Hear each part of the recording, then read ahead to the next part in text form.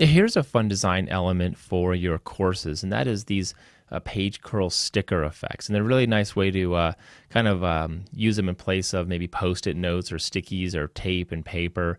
But nice way to add just a subtle design element for emphasis in your courses. If you wanted to write some text on them, you could, or just as another navigation technique for an example. But it's really simple to create in PowerPoint. So let's take a look at how to put this together.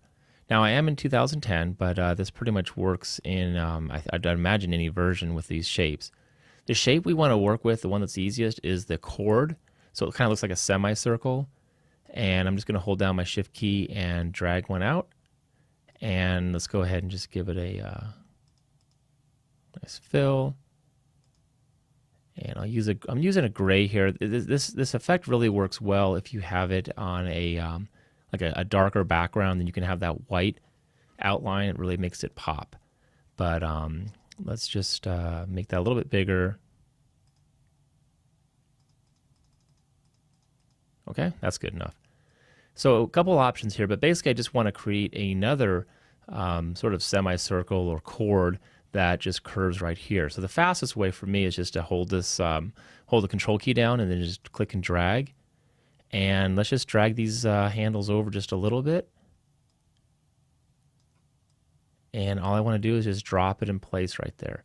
Now I like working like this because I don't have to do a lot of rotating. You know, when you start having to rotate it, then it always seems like it's a little bit more work to get it just right. And I might have to make that just a little bit bigger.